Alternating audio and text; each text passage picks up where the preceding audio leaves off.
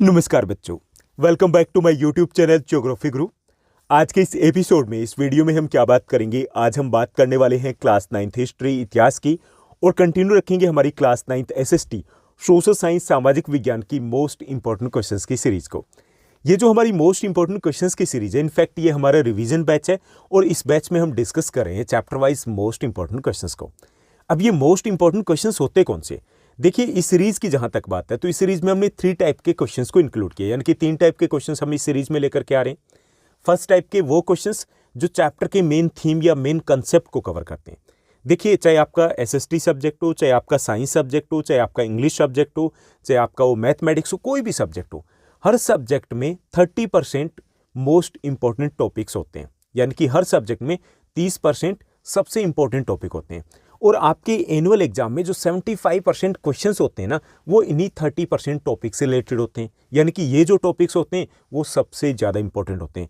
तो हमने first type के जो क्वेश्चंस इंक्लूड किए इस सीरीज में, वो इसी टाइप के क्वेश्चंस है जो मोस्ट इंपॉर्टेंट टॉपिक से रिलेटेड है। ठीक, ये हो गए हमारे पहले टाइप के क्वेश्चन। उसके बाद सेकेंड टाइप के क्वेश्चंस कौन से? वो क्वेश्चंस जो आपके एनुअल एग्जाम में कंटिन्यूसली रिपीट होते रहते हैं, यानी कि कुछ क्वेश्चंस ऐसे होते हैं जो हर बार आपके एग्जाम में आपको दिखाई देंगे। आप चाहे किसी भी बोर्ड का, चाहे वो स्टेट बोर्ड ही क्यों ना हो, और चाहे आप प्रीवियस ईयर्स के क्वेश्चन पेपर को उठा करके देख लीजिए, मिड टर्म के क्वेश्चन पेपर को उठा करके देख लीजिए, तो वहाँ पे आपको कुछ क्वेश्चंस हर बार दिखाई देंगे जो हर बार आपके एग्जाम में पूछे जाते हैं। उनकी लैंग्वेज लिटिल बिट ऊपर नीचे हो जाती है, यानी कि थोड़ा बहुत लैंग्वेज चेंज हो जाते हैं, बाकी वो आपके एग्जाम में आने ही होते हैं, कन्फर्म होते हैं। तो दूसरा हमारा इस टाइप के क्वेश्चन के ऊपर भी फोकस है। ठीक, उसके बाद बात आती है थर्ड टाइप के क्वेश्चन की। थर्ड टाइप के क्वेश्चंस है वैल्यू बेस्ड क्वेश्चंस। अगर रिसेंट टाइम की बात करें तो इस टाइप के क्वेश्चंस के ऊपर अच्छा खासा फोकस है। अब ये क्वेश्चंस कौन से होते हैं? देखिए, जब भी कोई चैप्टर आपकी एनसीईआरटी की बुक में इंक्लूड किया जाता है, किसी भी सब्जेक्ट में हो चाहे, तो जब उस चैप्टर को इंक्लूड किया जाता है तो कुछ ना कुछ तो माइंड में होता है ना कि भाई हमें ये मैसेज स्टूडेंट्स तक पहुंचाना है, इतनी बात स्टूडेंट्स को क्लियर हो जानी चाहिए, इतनी बात स्टूडेंट्स को समझ में आ जानी चाहिए। यानी कि कुछ ना कुछ वो चैप्टर मैसेज कन्वे करता है, और जो वो मैसेज कन्वे करता है उससे रिलेटेड कुछ क्वेश्चंस बनते हैं जिनको हम बोलते हैं वैल्यू बेस्ड क्वेश्चंस। ओके, इस टाइप के क्वेश्चंस भी आपके एग्जाम में पूछे जाते हैं, तो इस टाइप के क्वेश्चंस को भी हमने यहाँ पर इस सीरीज में इंक्लूड किया, यानी कि एक कंप्लीट पैकेज है। अगर आप इस पैकेज के थ्रू रिवाइज कर रहे हो तो इट मीन्स दैट आप इजिली 95% स्कोर कर सकते हो। हाँ, 1 मार्कर के लिए हो सकता है कि थोड़े से एफर्ट्स एक्स्ट्रा करने पड़ सकते हैं। क्लियर? आज हम क्या डिस्कस करेंगे? आज हम बात करने वाले हैं, डिस्कस करने वाले हैं आपके हिस्ट्री के 5th चैप्टर आधुनिक विश्व में चरवाहे, पेस्टलिस्ट इन द मॉडर्न वर्ल्ड से रिलेटेड मोस्ट इंपॉर्टेंट क्वेश्चंस को। सबसे पहले हम 1 मार्कर क्वेश्चन की बात करेंगे, उसके बाद हम डिस्कस करेंगे शॉर्ट आंसर टाइप क्वेश्चन, यानी कि 2 और 3 मार्कर क्वेश्चन, और एंड में हम डिस्कस करने वाले हैं इस चैप्टर से related long answer type questions. Let's begin. चलिए शुरुआत करते हैं हम आज के इस वीडियो की, और सबसे पहले हमें डिस्कस करने इस चैप्टर के मोस्ट इंपॉर्टेंट 1 मार्कर को। तो यहाँ पे आपका पहला क्वेश्चन, जैसा कि आप अपनी स्क्रीन के ऊपर देख पा रहे हैं, फर्स्ट आपका क्वेश्चन है खानाबदोश या घुमंतु कौन होते हैं? देखिए, ये जो शब्द है आपने काफ़ी सुना होगा, पढ़ा होगा। जो आपकी 8th क्लास थी उसमें इन वर्ड्स का अच्छा खासा यूज़ किया गया था आपकी हिस्ट्री की बुक में। ठीक, तो ये खानाबदोश या घुमंतु कौन होते हैं, ये हमें यहाँ पर बताना है। तो खानाबदोश वे लोग हैं जो भोजन और चारे की तलाश में एक स्थान से दूसरे स्थान पर घूमते रहते हैं, यानी कि ये वो लोग होते हैं जो टिक कर नहीं रहते, एक जगह से दूसरी जगह घूमते रहते हैं। किसकी तलाश में? भोजन की तलाश में, और पशुओं के लिए चारे की तलाश में घूमते रहते हैं। तो उनको बोलते हैं हम घुमंतु या फिर खानाबदोश लोग। दोनों ही शब्दों का प्रयोग आपकी एनसीईआरटी की बुक में किया गया है, और ये जो पूरा चैप्टर है ये इन्हीं खानाबदोश या घुमंतु लोगों पर बेस्ड है, यानी कि इन्हीं की कहानी इस चैप्टर में दी गई है। क्लियर? चलिए हम सेकेंड क्वेश्चन की बात करते हैं। दूसरा हमारा सेकेंड क्वेश्चन रहेगा गुज्जर बकरवाल से संबंधित है। हमें बताना है किस राज्य या फिर किस यूटी से संबंधित है, कौन से केंद्र शासित प्रदेश से संबंधित है, ये हमें बताना है। तो गुज्जर बकरवाल है, ये जम्मू कश्मीर के घुमंतु चरवाहे हैं। ओके, तो इसमें बहुत सारे एग्जाम्पल दिए गए इस पूरे चैप्टर में घुमंतु चरवाहों के, जैसे गुज्जर बकरवाल हो गए, ये जम्मू कश्मीर के हो गए, ऐसे गद्दी हो गए, ये हिमाचल प्रदेश के हो गए, भोटिया गुज्जर हो गए, ये उत्तराखंड के हो गए, रायका राजस्थान के हो गए, धंगर महाराष्ट्र के हो गए। ऐसे बहुत सारे समुदायों की बात इस चैप्टर में की गई है। तो इसमें गुज्जर बकरवाल बहुत इंपॉर्टेंट एग्जाम्पल है। तो गुज्जर बकरवाल है वो जम्मू कश्मीर के घुमंतु चरवाहे हैं, और ये मौसमी प्रवास करते हैं। मौसमी प्रवास कैसे होता है? देखिए, मैं आपको बताता हूँ इनका थोड़ा सा, कि ये जो चरवाहे हैं क्योंकि पहाड़ी इलाके में रहते हैं, तो ये जब ग्रीष्म ऋतु आती है, गर्मियाँ आती है, तो ये ऊपर की पहाड़ियों में चले जाते हैं। ठीक, क्योंकि वहाँ बर्फ़ पिघल जाती है, घास वगैरह मिलती है। और जब सर्दियाँ आती है अक्टूबर के आसपास, तो ये क्या करते हैं, नीचे की तरफ आ जाते हैं। क्यों? क्योंकि ऊपर की तरफ बर्फ़ गिरनी शुरू हो जाती है, तो नीचे की पहाड़ियों में आ जाते हैं, तब तक वहाँ पे घास डेवलप हो जाता है। ठीक, तो ये मौसमी ऋतु के अनुसार प्रवास करते हैं। क्लियर?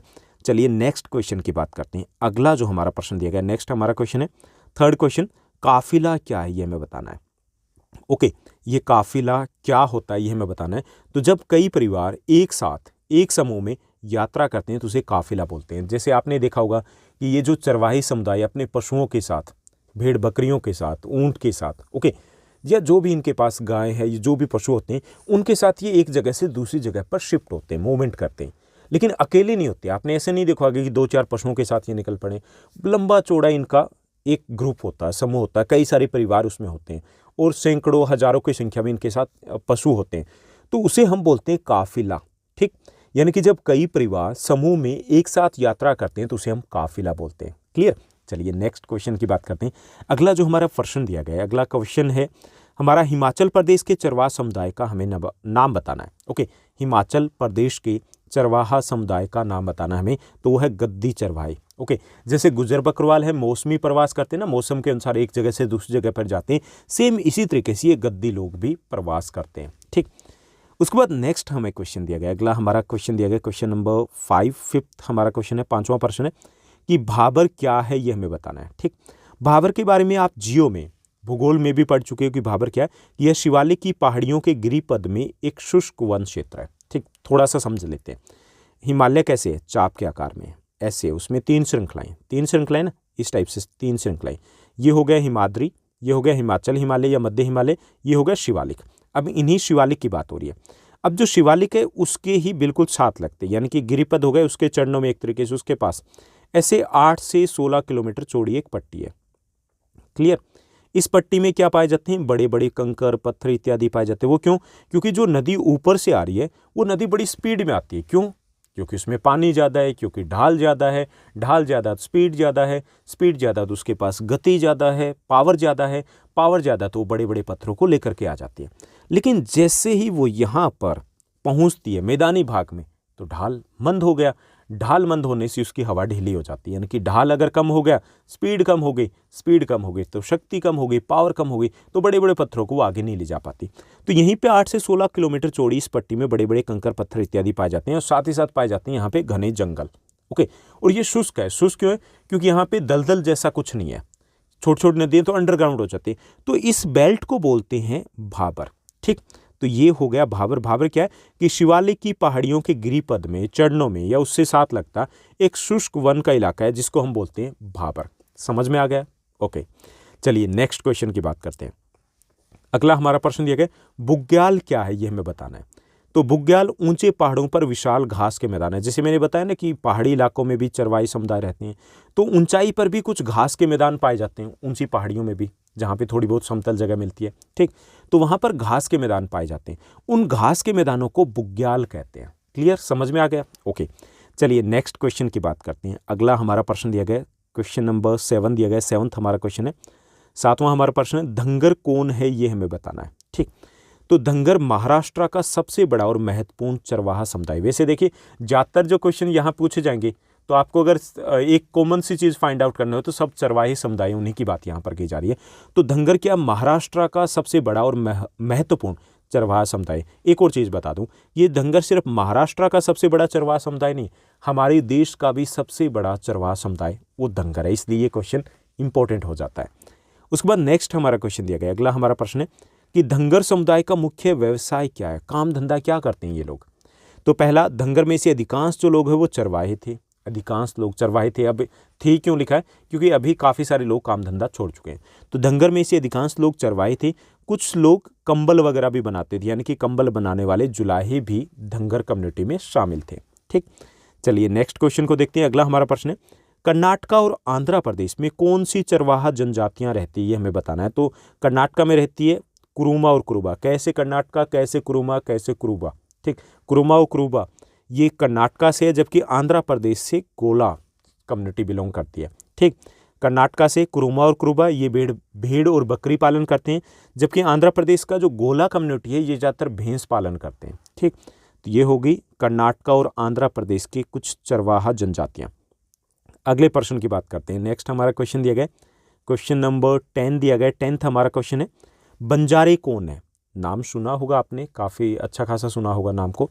तो ये जो बंजारे हैं ये चरवाहों का ये एक प्रसिद्ध समूह है, और बंजारे उत्तर प्रदेश, पंजाब, राजस्थान, मध्य प्रदेश इन राज्यों में मौजूद है।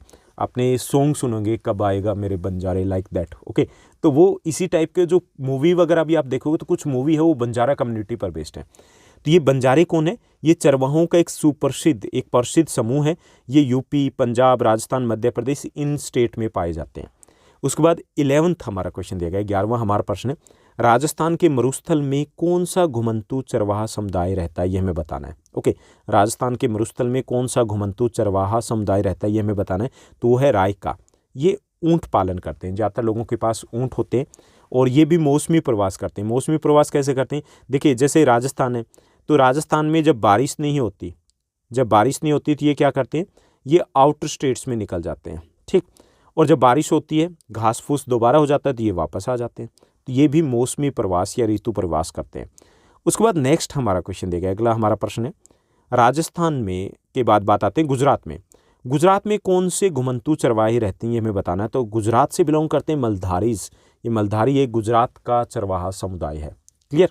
चलिए अब हम अफ्रीका की तरफ चलते हैं। देखिए, इस चैप्टर में 2 पार्ट में हम डिवाइड कर सकते हैं। फर्स्ट पार्ट में भारत के जो चरवाही समुदाय हैं उनकी बात की गई है, और जो सेकंड पार्ट है उसमें अफ्रीका के चरवाही समुदाय की बात की गई है, विशेष तौर पे मसाई के बारे में। तो यहाँ पे 13th हमारा क्वेश्चन कौन सा है? इसमें पूछा जा रहा है अफ्रीका के घुमंतू समुदायों के नाम बताइए। कुछ घुमंतू समुदायों के नाम बताने हैं। तो उसमें है Bedouin, Berbers, Maasai, Somali, Turkana. Bedouins, Berbers, Maasai, Somali और तुर्काना, ये अफ्रीका के कुछ घुमंतू चरवाही समुदाय हैं, ठीक। अगला क्वेश्चन देखिए, मसाई चरवाही कहाँ के निवासी है? तो मसाई पूर्वी अफ्रीका के निवासी हैं। अगर हम देशों के नाम ले तो तंजानिया और केनिया में ये पाए जाते हैं। ये पूर्वी अफ्रीका में पाए जाते हैं, और विशेष तौर पे अगर देशों के नाम लेने हो तो वो तंजानिया और केनिया के कुछ भागों में पाए जाते हैं मसाई चरवाहा समुदाय। उसके बाद नेक्स्ट हमारा क्वेश्चन रहेगा, नेक्स्ट हमारा क्वेश्चन नंबर 15th हमारा क्वेश्चन है, मसाई का क्या अर्थ है ये हमें बताना है। तो जो मसाई शब्द है, ये मसाई शब्द है, ये 2 शब्दों से मिलकर बना है, माँ जमा में साई। माँ का अर्थ होता है मेरे, और साई का अर्थ होता है लोग, यानी कि मसाई जो शब्द है उसका अर्थ है मेरे लोग। क्लियर? उसके बाद 16th क्वेश्चन रहेगा। 16th क्वेश्चन है हमारा, मसाई समाज किन 2 सामाजिक श्रेणियों में विभाजित था? तो देखिए, मसाई जो समाज था वो 2 सामाजिक श्रेणियों में विभाजित था, एक बुजुर्ग और दूसरा योद्धा। ये इंपॉर्टेंट टॉपिक है जो आपके चैप्टर में दिया गया। अगर हम बुजुर्गों की बात करें तो बुजुर्ग कौन से थे? वो थे जो मतलब एज्ड पर्सन हो गए, ठीक। और ये क्या करते थे? इनकी मुख्य भूमिका होती थी एक तो आपसी वाद विवाद को निपटाना, और बड़े बड़े जो निर्णय थे, कहाँ शिफ्ट होना है कहाँ नहीं होना, वो निर्णय ये बुजुर्ग लिया करते थे, ठीक। उसके बाद बुजुर्गों के बाद दूसरा जो समूह था वो था योद्धा। योद्धा में कौन आते थे? युवा आते थे। और इनका मुख्य काम क्या था? इनका मुख्य कार्य था अपने पशुधन की रक्षा करना, अपने समूह की रक्षा करना। क्योंकि मसाई जो लोग हैं उनके लिए मेन प्रॉपर्टी क्या है? सब कुछ, सारा धन ही, चाहे वो काला धन हो चाहे वो सफ़ेद धन हो, सारा सारा पशु ही है, ठीक। और पशुओं के लिए लड़ाई झगड़े होते थे, पशुओं के लिए हमला भी किए जाते थे, दूसरों के पशु छीने भी जाते थे। तो ये सारे काम योद्धा किया करते थे, ठीक। चलिए नेक्स्ट क्वेश्चन की बात करते हैं। अगला हमारा प्रश्न रहेगा, क्वेश्चन नंबर 17 दिया गया। 17th हमारा क्वेश्चन है, किन वनों को आरक्षित वन घोषित किया गया था ये हमें बताना है। कौन से वनों को आरक्षित वन घोषित डिक्लेयर किया था ब्रिटिश गवर्नमेंट ने, ये हमें बताना है। तो जिन वनों में देवदार, साल, सागवान जैसे व्यापारिक रूप से महत्वपूर्ण या मूल्यवान लकड़ी का उत्पादन होता था, जहाँ पर साल, सागवान या बात करें देवदार, इस प्रकार के पेड़ मिलते थे जो कि बहुत मूल्यवान थे, बहुत इंपॉर्टेंट थे, इमारती लकड़ी जिनसे मिलती थी, तो ऐसे वनों को उन्होंने आरक्षित रिजर्व डिक्लेयर कर दिया गया था। और इस प्रकार के वनों में किसी भी पशुपालक को, किसी भी चरवाहे को वनों में जाने की अनुमति बिल्कुल नहीं थी। ओके, उसके बाद 18th हमारा क्वेश्चन है, आपराधिक जनजाति अधिनियम कब पारित किया गया था? तो ये 1871 में पारित किया गया था। इसमें क्या था ये हम आगे डिस्कस करने वाले। देखिए 1 मार्कर में कुछ ऐसे टॉपिक है जो डिटेल में डिस्कस किए जा सकते हैं, लेकिन क्यों नहीं करा? क्योंकि हम 3 मार्कर या 5 मार्कर में इनमें से कुछ टॉपिक डिस्कस करने वाले हैं। तो ये जो आपराधिक जनजाति अधिनियम है, ये कानून था, अंग्रेज लेकर के आए थे, वो 1871 में आया था। क्यों आया था आगे हम बात करेंगे। उसके बाद नेक्स्ट क्वेश्चन की बात कर लेते हैं। अगला जो हमारा प्रश्न रहेगा, क्वेश्चन नंबर 19 दिया गया। 19th हमारा क्वेश्चन है, संबुरु राष्ट्रीय पार्क, संबुरु नेशनल पार्क है, वो कहाँ पर है ये हमें बताना है, तो वो केनिया में है। ठीक, उसके बाद 20th क्वेश्चन है जो कि 1 मार्कर का लास्ट क्वेश्चन रहेगा। प्रतिभूमि नियमावली क्या है? जैसे इसको हम बोल सकते हैं बंजर भूमि नियमावली, बेकार भूमि नियमावली, वेस्टलैंड रूल्स कह सकते हैं इसको। ये क्या है? तो देखिए, प्रतिभूमि नियमावली द्वारा जो अनुपजाऊ जमीन थी, बंजर जमीन थी, बेकार जमीन थी, उस पर कब्जा करके उसे एग्रीकल्चर लैंड में कन्वर्ट कर दिया गया था, उसे कृषि योग्य भूमि में बदल दिया गया था। क्योंकि अंग्रेजों को लगता था कि भाई ये तो बेकार पड़ी है, यहाँ पे तो घास के मैदान है, बेकार है ये तो। उन्हें लगता था झाड़ियाँ वगैरह, उन्हें लगता था ये बेकार है, क्योंकि उनको कोई इनकम नहीं हो रही थी, तो उनको वो मानते थे अनुत्पादक एक तरीके से। ओके, अनुपजाऊ हो गई या फिर अनुत्पादक हो गई उनके लिए, तो उनको लगा कि भाई इसमें हम खेती करना शुरू कर देते हैं। इससे क्या हुआ? लगान, टैक्स, कर मिलेगा, इनकम बढ़ेगी। तो इस नियम के तहत जितनी भी अनुपजाऊ या बंजर भूमि थी या जो चरागाह थे, उनको कृषि योग्य जमीन में बदल दिया गया था। और ये समस्या लेकर के आया था, किसके लिए? चरवाहों के लिए, पेस्टलिस्ट कम्युनिटी के लिए, नोमैड्स के लिए। समस्या कैसे? उनके जो चरागाह थे वो सिकुड़ गए इससे। ठीक, तो ये थे हमारे इस चैप्टर के most important 1 marker question. Now let's move to the next segment, और अगले सेगमेंट में हम डिस्कस करेंगे इस चैप्टर के most important short answer type questions, यानी कि 3 मार्कर क्वेश्चन। इसमें हमारा फर्स्ट जो क्वेश्चन है कि खानाबदोश चरवाहे कौन होते हैं, एक एग्जाम्पल हमें देना है। या खानाबदोश या घुमंतू चरवाहे पलायन क्यों करते हैं, उसका एग्जाम्पल देना है। या फिर किसी भी चरवाहे के बारे में अगर पूछ लें, जैसे धंगर के बारे में पूछ लिया, क्रूमा के बारे में, क्रूबा के बारे में, गोला के बारे में, किसी के बारे में पूछ लें, तो ये लाइनें आपकी एग्जैक्ट हर किसी का आंसर रहेगा। ठीक, यानी कि सबकी जो एक्टिविटीज़ है वो सब एक जैसी होती है लगभग। पहला, खानाबदोश या घुमंतू कौन से लोग होते हैं? वे लोग होते हैं जो एक स्थान पर टिक कर नहीं रहते, बल्कि एक स्थान से दूसरे स्थान पर घूमते रहते हैं। आज यहाँ है, कुछ दिनों के बाद दूसरी जगह, उसके बाद तीसरी जगह, यानी कि टिक कर नहीं रहते, घूमते रहते हैं। ये हमेशा काफिले में घूमते हैं, यानी कि सिंगल नहीं घूमते। ये कई सारे परिवार हैं एक साथ घूमते हैं, तो ये काफिले में घूमते हैं। क्यों घूमते हैं? 3 चीज़ों की तलाश में घूमते हैं। पहला भोजन, दूसरा चारा, और तीसरा पानी। जहाँ पर खुद के लिए भोजन का जुगाड़ हो, जहाँ पर पशुओं के लिए चारा मिल जाए, जहाँ पर पशुओं के लिए पानी मिल जाए, तो इन 3 चीज़ों की तलाश में वो एक जगह से दूसरी जगह भटकते रहते हैं, घूमते रहते हैं। ये लोग मौसमी प्रवास करते हैं। मौसमी प्रवास, जैसे मैंने अभी ऊपर डिस्कस किया था कि मौसम के अनुसार ये एक जगह से दूसरी जगह पे जाते हैं। जैसे राजस्थान की अगर हम रायका वगैरह की बात करें, तो ये ड्राई सीजन में क्या करेंगे? बाहर के स्टेट की तरफ निकल जाएंगे। क्लियर?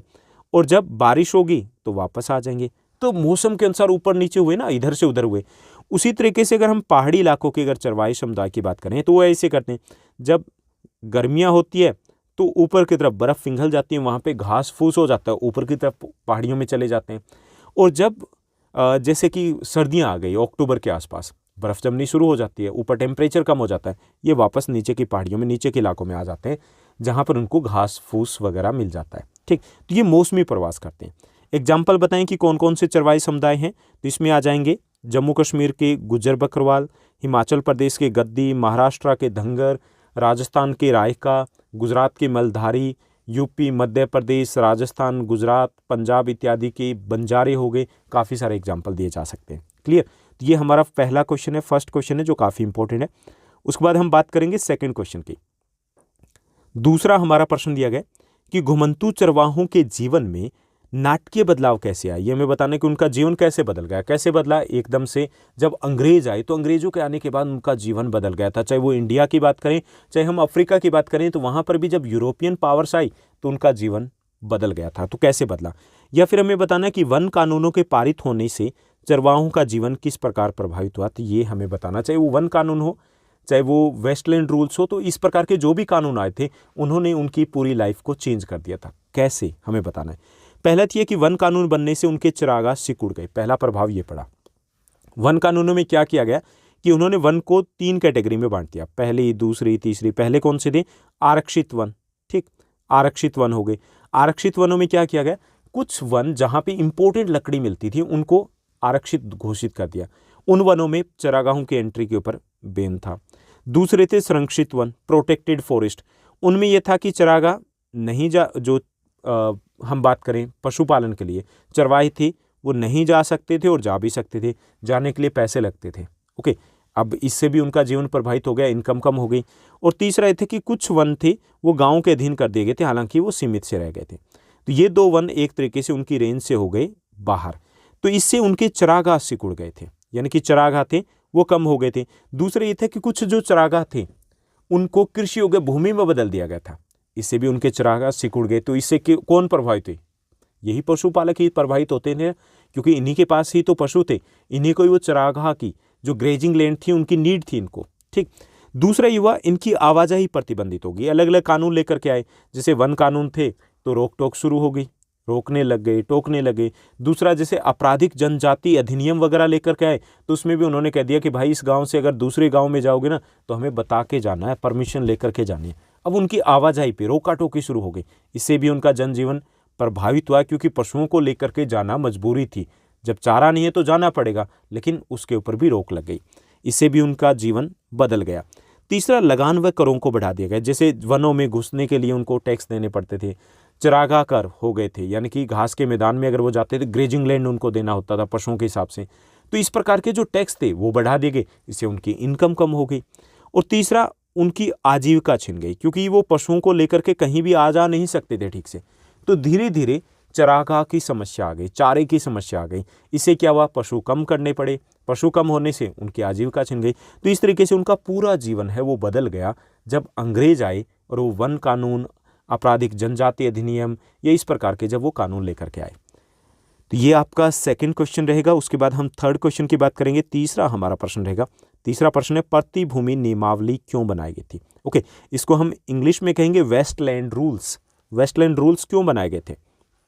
तो देखिए, औपनिवेशिक जो अधिकारी थे, ओके, जो अंग्रेज कह लीजिए, हम इंडिया की अगर बात करें, जो औपनिवेशिक अधिकारी थे उनके लिए सभी अनुपजाऊ भूमि अनुत्पादक प्रतीत होती थी। उन्हें लगता था कि भाई जो जमीन जिस पे खेती नहीं हो रही, चाहे वो घास के मैदान वाली हो, चाहे वो झाड़ियों वाली हो, तो चाहे वो खाली पड़ी ज़मीन हो, उन्हें लगता था कि ये हमारे काम की नहीं है, बेकार ज़मीन है। तो इसलिए क्या हुआ कि ऐसी ज़मीनों को उन्होंने देखा कि ये बेकार की भूमि है, क्योंकि उनसे उनको इनकम नहीं हो रही थी। तो उन्होंने क्या किया कि इस प्रकार की भूमि के लिए प्रतिभूमि नियमावली बनाई, वेस्टलैंड रूल्स बना दिया उनके लिए। और इन नियमों के द्वारा ये जो बंजर भूमि थी, ये जो चरागाह थी, इनको अपने कब्जे में ले लिया और कुछ लोगों को खेती के लिए दे दिया गया, यानी कि उसको कृषि योग्य भूमि में बदल दिया गया।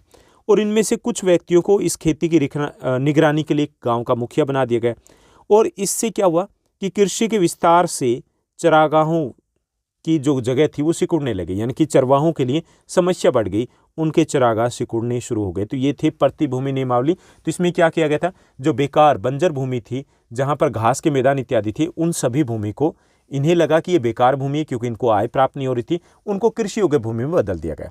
इससे पशुपालक वो बहुत प्रभावित होते, क्योंकि उनके चरागाह थे वो सिकुड़ गए थे, यानी कि चराने के लिए जगह थी वो और कम पड़ गई थी। तो ये थी प्रतिभूमि नियमावली क्या थी और क्यों थी। उसके बाद हम नेक्स्ट क्वेश्चन की बात करेंगे, अगले प्रश्न की बात करेंगे। नेक्स्ट हमारा क्वेश्चन है क्वेश्चन नंबर 4। फोर्थ हमारा प्रश्न है, बहुत इंपॉर्टेंट है, कि भारत में औपनिवेशिक सरकार ने, अंग्रेजी सरकार की अगर बात करें, तो उन्होंने आपराधिक जनजाति अधिनियम, जिसको हम बोलेंगे क्रिमिनल ट्राइब्स एक्ट, वो क्यों पारित किया था, ये हमें बताना है। और आपराधिक कबीलों पर ब्रिटिश सरकार ने किस प्रकार से नियंत्रण किया, या इस प्रकार का भी क्वेश्चन आ सकता है, यानी कि लैंग्वेज ये भी रह सकती है। प्रश्न को दोबारा से समझिए। एक तो हमें बताना है कि भारत में अंग्रेजी सरकार ने आपराधिक जनजाति अधिनियम क्यों पास किए थे, क्यों पारित किए थे, जिसको आप बोल सकते हैं क्रिमिनल ट्राइब्स एक्ट। ठीक। या फिर क्वेश्चन की लैंग्वेज ये भी हो सकती है कि जो आपराधिक कबीले थे उन पर कंट्रोल करने के लिए ब्रिटिश सरकार ने कौन कौन से हथकंडे अपनाए। ठीक, समझ में आ गया। तो ये क्या थे, पहले तो हमें बताना है कि 1871 में जो औपनिवेशिक सरकार थी उसने आपराधिक जनजाति अधिनियम पारित किया था। ओके, क्रिमिनल ट्राइब्स एक्ट है, उसको कब पारित किया, 1871 में। अब क्यों पारित किया कि जो औपनिवेशिक सरकार थी, जो अंग्रेजी सरकार थी, वो एक स्थिर आबादी पर शासन करना चाहती थी, कि यानी कि जो टिक कर लोग रहते हैं उन पर वो शासन करना चाहती थी, क्योंकि ऐसी आबादी को पहचानना, नियंत्रित करना आसान था। और ये जो अगर हम बात करें चरवाही समुदाय की, ये क्या करते थे, टिके थोड़ी रहते थे, ये तो एक जगह से दूसरी जगह, आज यहाँ कल परसों कहीं पे भी जा सकते थे। ओके, तो उसको ये पसंद नहीं था, अंग्रेजों को ये पसंद नहीं था। तो जो लोग बसे हुए थे उन्हें ये लोग शांतिपूर्ण मानते थे, कानून का पालन करने वाले के रूप में मानते थे। और जो लोग खानाबदोश या घुमंती थे उन्हें ये मानते थे कि भाई ये अपराधी है, ये चोरी डाका इस टाइप की गतिविधियों में इन्वॉल्व होते हैं, ऐसा वो मानते थे, ऐसा वो सोचते थे। ओके, इसलिए वो ये कानून लेकर के आए 1871 में आपराधिक जनजाति अधिनियम, ताकि इनको कंट्रोल में कर पाए। और एक बार जब ये अधिनियम लागू हो गया तो अब क्या किया गया कि ये जो जनजातियां थी, कौन सी जनजातियां, जो चरवाही समुदाय थे, अब ये बिना परमिट के बाहर नहीं जा सकते थे। यानी कि ये कंपलसरी कर दिया गया कि भाई आपको अगर दूसरी जगह जाना है तो आपको परमिट लेना पड़ेगा, और परमिट मतलब वो मिलता नहीं था। इस तरीके से उनको फोर्स किया गया कि वो एक जगह टिक करके जिए। ओके, स्थिर जीवन जीने के लिए उनको मजबूर कर दिया गया। इससे उनकी जो इकोनॉमी थी, इससे उनकी जो आजीविका थी, वो पूरी तरीके से बर्बाद हो गई, क्योंकि ऐसा गुजारा हो ही नहीं सकता था कि पशुओं के लिए चारा खत्म हो जाता था, बारिश नहीं हुई, या बहुत सारी समस्याएं आती थी। धीरे धीरे इन्होंने पशु बेचने शुरू कर दिए, पशुओं की संख्या कम हो गई, पशु मारे गए और इन्होंने वो काम धंधा ही छोड़ दिया। तो इस तरीके से जो आपराधिक जनजाति अधिनियम है वो क्यों लेकर के आए और इसका क्या प्रभाव पड़ा, ये हमें इस प्रश्न में बताना था और बिल्कुल क्लियर हो गया होगा। चलिए नेक्स्ट क्वेश्चन की बात करते हैं। अगला जो हमारा प्रश्न रहेगा, नेक्स्ट हमें क्वेश्चन दिया गया, 5th क्वेश्चन है, सूखा चरवाहों के जीवन को कैसे प्रभावित करता है। सूखा जब पड़ता है, काल जब पड़ता है, तो इससे चरवाहों के जीवन पर क्या प्रभाव पड़ता है, ये हमें यहाँ पर बताना है। ठीक, समझ रहे हो ना, सूखा क्या होता है, जब बारिश नहीं होती, अनाज पैदा नहीं होता, घास फूस नहीं होता। ठीक, तो सूखा हर समय चरवाहों के जीवन को प्रभावित करता रहा है कि जब भी सूखा पड़ता है तो सबसे ज़्यादा जिसके ऊपर प्रभाव पड़ता है तो वो चरवाहे होते हैं। जब बारिश नहीं होती तो चरागाह सूख जाते हैं, घास फूस नहीं हो पाते, तो मवेशियों के भूखे मरने की नौबत आ जाती है, जब तक कि उन्हें उन क्षेत्रों में नहीं ले जाया जा सके जहाँ पर चारा उपलब्ध हो। और ना, अगर ना ले जाया जाएगा तो चारा तो उपलब्ध नहीं होगा, तो पशु है वो धीरे धीरे मरने शुरू हो जाते हैं। तो इसलिए परंपरागत रूप से अगर बात की जाए, जो चरवाई है वो खाना बदोश होते इसीलिए, क्योंकि जब मौसम के अनुसार कोई, मान लीजिए कि बारिश कम हुई या मौसम में बदलाव आ गए, तो जो चारा है उसकी तलाश में वो दूसरी जगह पे निकल जाते हैं। तो इसलिए परंपरागत रूप से जो चरवाहे होते हैं वो घुमंतु होते हैं, वो एक स्थान से दूसरे स्थान पर घूमते रहते हैं, और ये जो प्रवास है उन्हें ये बुरे समय या संकटों से बचने का एक तरीके से अवसर देता है। मान लीजिए कि राजस्थान वाले अगर एक स्टेट से दूसरे स्टेट ना घूमें तो वो, उनके पशु क्या करेंगे, मारे जाएंगे ना। वो तो सूखे मौसम में घास फूस कुछ रहेगा नहीं। तो ये जो सूखा होता है, सूखे के जो है वो इन चरवाहे जो समुदाय है इनके प्रवास के पीछे मुख्य कारण है। ठीक, समझ में आ गया। चलिए नेक्स्ट क्वेश्चन की बात करते हैं। अगला जो हमारा प्रश्न रहेगा 6th, छठा हमारा प्रश्न है। 6th क्वेश्चन है हमारा, मसाई कौन थे, ये हमें बताना है। ओके, मसाई कौन थे और मसाई समुदाय के सामाजिक विभाजन का वर्णन कीजिए। बहुत इंपॉर्टेंट क्वेश्चन है ये भी। मसाई कौन थे ये बताना है और इनके सामाजिक विभाजन के बारे में हमने 1 मार्कर में थोड़ा सा डिस्कस किया था, वो दोबारा से बताना है। तो मसाई शब्द है वो माँ जमा में साई, 2 शब्दों के मेल से बना है, जिसका अर्थ होता है मेरे लोग, यानी कि माँ का अर्थ है मेरे और साई जो शब्द है उसका अर्थ है लोग। मसाई पारंपरिक रूप से केनिया और तंजानिया की घुमंतु जनजाति, यानी कि पूर्वी अफ्रीका के जो देश हैं केनिया और तंजानिया, वहाँ की घुमंतु जनजाति है ये। मसाई समाज 2 सामाजिक श्रेणियों में विभाजित था। एक तो इसमें होते थे बुजुर्ग और दूसरे योद्धा, यानी कि बुजुर्ग आते हैं और दूसरे आते हैं इसमें योद्धा, 2 भागों में बंटा हुआ है। बुजुर्ग कौन है, ये जो बुजुर्गों की अगर बात करें तो बुजुर्ग है वो शासक समूह में शामिल है, यानी कि ये शासक होते हैं। ये समुदाय के महत्वपूर्ण मामलों में निर्णय लेते हैं, जो आपसी झगड़े होते हैं उनका निपटारा करते हैं, और इसके लिए समय समय पर सभाओं का आयोजन किया करते थे। यानी कि जो बुजुर्ग होते थे वो शासक समूह में आते थे, ये विवादों का, आपस में कोई भी झगड़ा हो गया उसका निपटारा करना, बड़े बड़े निर्णय लेना, इसके लिए वो समय समय पर सभाएँ, मीटिंग वगैरह बुलाया करते थे। योद्धाओं में युवा लोग शामिल थे जो मुख्य रूप से जनजाति की सुरक्षा के लिए जिम्मेवार होते थे। वे मवेशियों के लिए छापे भी मारते थे। छापा मारना उस समय समाज में महत्वपूर्ण था, क्योंकि मवेशी उनके लिए सारा धन होते थे। सबसे महत्वपूर्ण जो संपदा होती थी उनकी, वो पशु होते थे।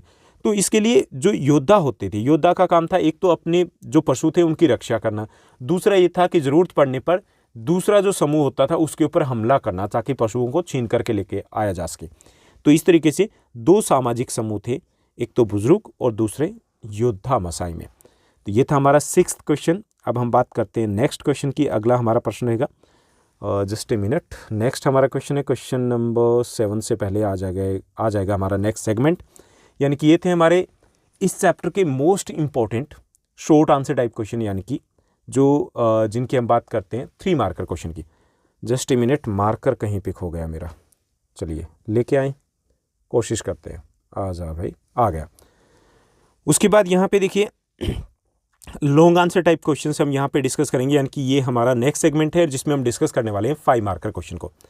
तो यहाँ पे फर्स्ट हमारा लॉन्ग आंसर टाइप क्वेश्चन रहेगा, वो है औपनिवेशिक शासन के दौरान चरवाहों के जीवन में नाटकीय परिवर्तन कैसे आए, ये हमें बताना है। ठीक, यानी कि अंग्रेजी शासन के दौरान अगर हम इंडिया की बात करें और अगर हम अफ्रीका की बात करें तो वहाँ पे यूरोपीय शासन के दौरान जो चरवाहे थे उनके जीवन में बहुत सारे बदलाव आए थे। वो बदलाव कैसे आए ये हमें यहाँ पर बताना है। तो ये हम डिस्कस कर चुके हैं 3 मार्कर क्वेश्चन में भी, यहाँ पे थोड़ा सा और हम डिस्कस करेंगे। तो यहाँ पे फर्स्ट है कि औपनिवेशिक नीतियों के कारण चरागाहों की गंभीर कमी हो गई थी, क्योंकि अधिकांश जो चरागाह थे उनको कृषि योग्य भूमि में बदल दिया गया। अंग्रेजों को लगता था कि ये जो चरागाह है यानी कि जो घास के मैदान, उन्हें लगता था कि भाई बेकार है, इनकम तो हो नहीं रही। तो उनको क्या किया, उन्होंने एग्रीकल्चर लैंड में कन्वर्ट कर दिया, कृषि योग्य जमीन में बदल दिया गया। तो इससे उनकी चरागाहों की कमी हो गई, उनके चरागाह सिकुड़ गए थे। दूसरा, चरवाहों की आवाजाही पर प्रतिबंध लगा दिया गया, अलग अलग कानून लेके आए। कभी तो उन्होंने जैसे वन कानून लेके आए तो भाई आप एंट्री नहीं कर सकते इन रिजर्व फॉरेस्ट में। कभी आपराधिक जनजाति अधिनियम लेकर के आ गए कि भाई आपको टिक करके रहना पड़ेगा, तो उनकी आवाजाही है वो प्रभावित हो गई। तीसरा, वनों को आरक्षित घोषित कर दिया गया था, तो जो आरक्षित वन थे उनमें एंट्री अलाउड नहीं थी, नो एंट्री का बोर्ड लगा दिया गया। और जो प्रोटेक्टेड फॉरेस्ट थे उनमें एंट्री के लिए उन्हें कर देने पड़ते थे, तो इससे भी उनका जीवन प्रभावित हुआ। तीसरा, चरवाहों के लिए जंगलों में आवागमन लगभग प्रतिबंधित कर दिया गया था। मवेशियों के लिए चारा मिलना मुश्किल हो गया, मवेशियों को कम चारा मिला जिससे उनकी मृत्यु होनी शुरू हो गई। और चरवाहों को उनके द्वारा चराने वाले प्रत्येक जानवर पर अब टैक्स देना भी पड़ता था, जैसे ग्रेजिंग टैक्स है, ठीक, चरवाही टैक्स है, वो लागू कर दिया अंग्रेजों ने। और अब वो जो चरागाह घास के मैदान थे उनको ठेके पे दे देते थे, और जिस बंदे को वो ठेके पे देते थे वो लेता था टैक्स। तो और ज़्यादा समस्या बढ़ गई थी इन घुमंतू चरवाही समुदायों के लिए। बहुत से चरवाहों और खाना बदोशों की इससे आजीविका छिन गई, क्योंकि वो पशुओं को या तो लेके नहीं जा सकते थे या फिर बचत, आय, इनकम बहुत कम हो गई थी। वे वनों से जीवन यापन के लिए अब वन उत्पाद भी नहीं ले सकते थे, क्योंकि एंट्री बिल्कुल तरीके से बैन हो चुकी थी। तो इस तरीके से पूरा जीवन था इन चरवाही समुदायों का बदल चुका था। इन पेस्टलिस्ट कम्युनिटीज़ है उनका पूरा जीवन, पूरी उनकी इकोनॉमी है वो चेंज हो गई अंग्रेजों के आने से। उसके बाद नेक्स्ट हमारा क्वेश्चन रहेगा, अगला हमारा प्रश्न है, सेकंड क्वेश्चन रहेगा लॉन्ग आंसर टाइप क्वेश्चन में। उत्तरी केनिया के जो मसाई समाज है उन्होंने अपनी चरागाह भूमि कैसे खो दी, हमें बताना है कि मसाई जो लोग थे उनकी ज़मीन कहाँ चले गई, उनके जो घास के मैदान थे वो कहाँ गायब हो गए। तो उपनिवेशिक काल से पहले मसाई भूमि थी वो उत्तरी केनिया से लेकर के उत्तरी तंजानिया तक बहुत बड़े इलाके में फैली हुई थी, यानी कि बहुत बड़ा इलाका था जो मसाई कम्युनिटी के पास था, जहाँ पे मज़े से अपने पशुओं को चराया करते थे। 1885 में क्या हुआ, 1885 में ब्रिटेन और जर्मनी के बीच में एक अंतर्राष्ट्रीय सीमा द्वारा इसे विभाजित कर दिया गया, यानी कि जर्मनी और ब्रिटेन ने इसकी बंदरबांट कर ली, एक लाइन लगा दी। तो आधा जो पार्ट था वो रह गया केनिया में, आधा पार्ट रह गया था किसमें, तंजानिया में, यानी कि अब वो इलाका था वो बंट गया था। और यानी कि यहाँ से कम हो गई ना, एक तो आधा आधा बंट गया। दूसरा क्या हुआ कि अंग्रेजों की बस्तियों के लिए सबसे अच्छी चरागाहों को कब्जे में ले लिया गया। यानी कि देखिए, जैसे भारत पाकिस्तान अलग हुए तो जो रायका समुदाय था वो राजस्थान से कहाँ जाता था, सिंध में जाता था। अब पाकिस्तान बनने से क्या हुआ, यहाँ वाले सिंध में नहीं जा सकते, बंट गए ना। ऐसे ही वहाँ पर हुआ कि जो एक अंतर्राष्ट्रीय सीमा रेखा द्वारा जब इस इलाके को बांटा गया तो कुछ भाग केनिया में रह गया, कुछ भाग तंजानिया में चला गया, इससे इनका एरिया सिकुड़ गया था। ठीक, दूसरा क्या हुआ कि जो अच्छे चरागाह थे वहाँ पर अंग्रेजों की बस्तियाँ बसाने के लिए उनको कब्जे में ले लिया गया, और मसाई चरवाहों को दक्षिणी केनिया और उत्तरी तंजानिया के एक छोटे से इलाके में धकेल दिया गया, यानी कि उनका इलाका और सिकुड़ गया। अंग्रेजों ने स्थानीय लोगों को कृषि का विस्तार करने के लिए भी प्रोत्साहित किया। इससे क्या हुआ, बहुत से चरागाहों को कृषि योग्य जमीन में बदल दिया गया, यानी कि और छोटा हो गया। ओके, सिकुड़ गया ना, उनका इलाका सिकुड़ता जा रहा था। इसके साथ साथ जो काफ़ी सारे चरागाह थे उनको बड़े बड़े खेल के मैदानों में या रिजर्व इलाके थे उनमें बदल दिया गया, और चरवाही समुदाय को इन इलाकों में एंट्री करने की अनुमति बिल्कुल नहीं थी। वे न तो इनमें शिकार के लिए जा सकते थे, न ही अपने मवेशियों को चरा सकते थे, न ही वो कंद मूल फल फूल इकट्ठा कर सकते थे। इस तरीके से जो औपनिवेशिक शासन के दौरान जो कुछ नीतियां बनाई गई थी उन नीतियों के कारण उनके चरागाह धीरे धीरे उनसे छिनते चले गए। ठीक, तो ये था हमारा second question. Now let's move to the next one. Third हमारा क्वेश्चन रहेगा।